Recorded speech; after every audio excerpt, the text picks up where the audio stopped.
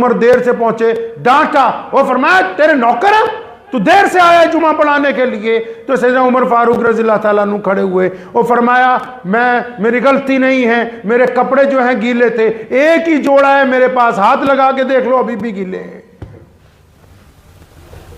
हम लोग इसलिए परेशान हैं, ये दुनिया में जितने लोग हैं क्यों परेशान हैं? बड़ी बड़ी कोठियों वाले, महलों वाले, आम लोग सारे क्यों परेशान हैं? हम कहते हैं लोग हमारे वजूद से आगे जाके मानो हमें, हम हकीकत को नहीं पहचानने के लिए तैयार। जो जिस हकीकत में अल्लाह ने हमें पैदा किया, जिन हालात में हम रहते हैं, जो हमारे माँ बाप हैं, हम तो दूसरे के खूबसूरत माँ बाप को देख के अपने माँ बाप को माँ बाप कहने के लिए तैयार नहीं, दूसरे के अच्छे घर को देख के अपने घर को घर दिखाने के लिए तैयार नहीं। अल्लाह ताला ने जिस हालत में जिसको रखा है वो तब भी लाखों करोड़ों लोगों से बेहतर है। दिल बेचैन है, परेशान है कि यार रिश्तेदार मान लें किसी तरह, मुझे मेरे मोहल्ले वाले मान लें कि मैं बहुत चीज बन गया हूं, शहर वाले मान लें, मनवाने वाली जात तो अल्लाह की है, आपके मानने ना मानने से कुछ नहीं होगा।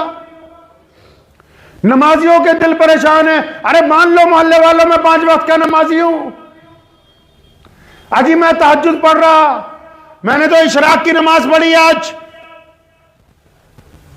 रात तहज्जुद पढ़ने आया था, सारी रात परेशान रहा, लोटा नहीं मिला, जानमाज नहीं मिला। मतलब तू दुनिया को बताना चाहता है कि मैं नमाजी हूं। दिल मुतमईन नहीं है, दिलों का रोग लगा हुआ है।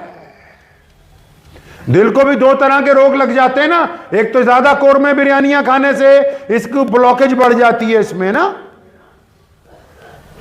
और दूसरा ज्यादा मैं करने से भी ये बेचैन हो जाता है, इसमें टिकाव नहीं आता है। फिर अगर आप दिल का सुकून चाहते हैं, कई लोगों को सुकून है नहीं, 2-2 मिनट बाद, 2-2 घंटे बाद, हर एक दिन देखो नए लोगों के साथ खड़े गप्पे मार रहे हैं, यार मैं ये हूं, मैंने ये किया था, मैं वो हूं।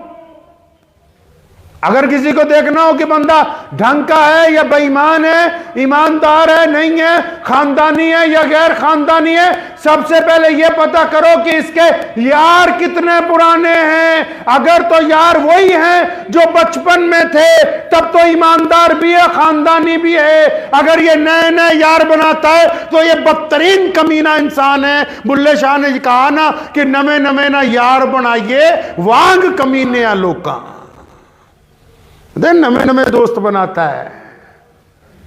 इसको तो सिर्फ मैं की पड़ी हुई है, रोज नई यारियां गांठता है।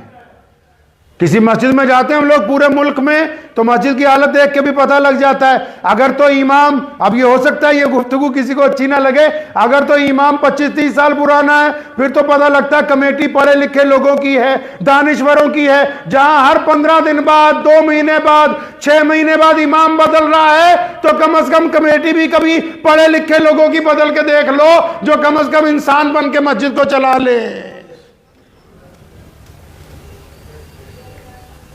निजाम वही लोग होते हैं जो मुखलिस हों और जिनका दिल ठहरा हुआ हो।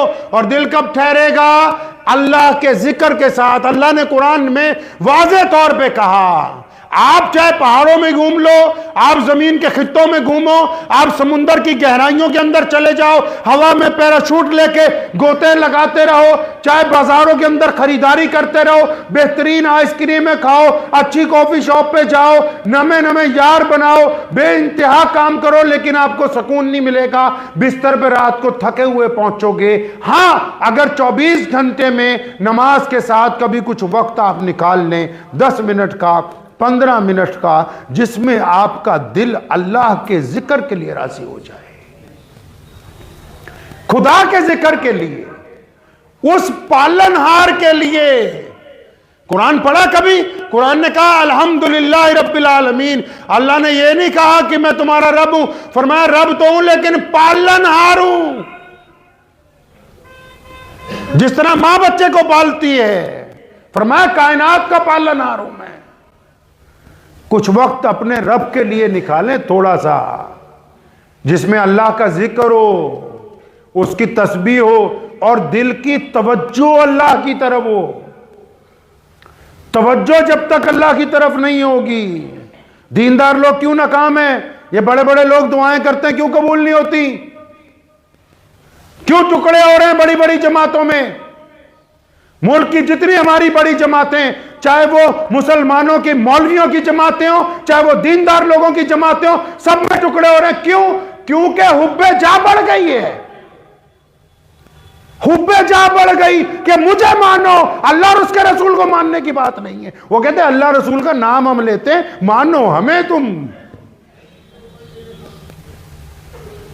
जब तक बंदा इबादत के दौरान भी, ये बीमारी सिर्फ दुनियादारों को थोड़ी लगी हुई कि मैं कर रहे हैं, दीनदारों के अंदर भी यही बीमारी फंसी हुई है। जी मैं नमाज पढ़ रहा हूं, मैं तफसीर कर रहा हूं, मैं कुरान पढ़ रहा हूं, मैंने तहज्जुद पढ़ी, मैंने मस्जिद बनाई, मैंने मदरसे में ये दिया, मैंने वो किया। अब जब तुमने मैं ही करनी है तो बकरा ईद का इंतजार करो, छुरी तैयार है इस मैं के ऊपर फिरने के लिए। फिर अल्लाह को पसंद नहीं है ये बात।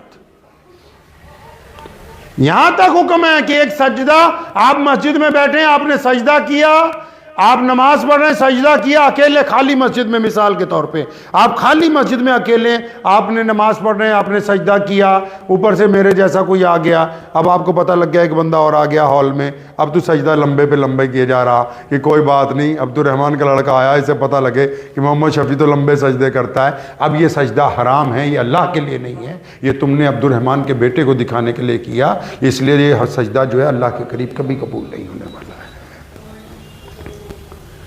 बंदा माँ बाप को धोखा दे सकता है, भाई बहनों को धोखा दे सकता है, बीवी को धोखा दे सकता है, यारों को धोखा दे सकता है, पुलिस को धोखा दे सकता है, हुकूमत को धोखा दे सकता है, लेकिन बंदा अल्लाह को धोखा नहीं दे सकता है। और आपका दिल अगर इस बात पर आमादा नहीं है, याद रखो, इस बात को दिल की तख्ती पे लिख के ले जाओ। अगर आपका दिल इस बात पर आमादा नहीं है कि वो आपको बताए कि तुम सही हो या गलत, तो फिर आप चलती फिरती जिंदा लाश हैं, आपका इंसानों के अंदर कोई गिनती नहीं है। अगर दिल ये कहता है कि फलां काम गलत कर रहा है, तो फिर आप अभी जिंदा हैं, आप पलट सकते हैं रब की तरफ, आपके पास मौका है।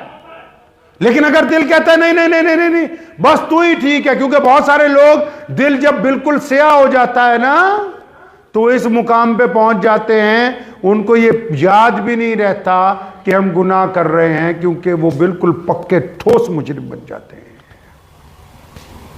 तो वक्त निकालिए, निकालेंगे थोड़ा सा वक्त, कोई 5 मिनट 10 मिनट, नमाजों के अलावा किसी वक्त सब लोग उठ के चले जाएं नमाज में से, आप बैठिए मस्जिद में, या रात को उठ के बिस्तर पे, जब कभी आंख खुल जाए बिस्तर पे उठ के बैठिए, नहीं वजू होता वहीं बिस्तर पे उठ के बैठिए, किबले की तरफ मुंह कीजिए, अपने रब की हुजूर कुछ दुआ मांगिए, अल्लाह का कोई ज़िक्र खैर कीजिए, अल्लाह करीम आपके दिल के अंदर सुकून पैदा फरमा देगा।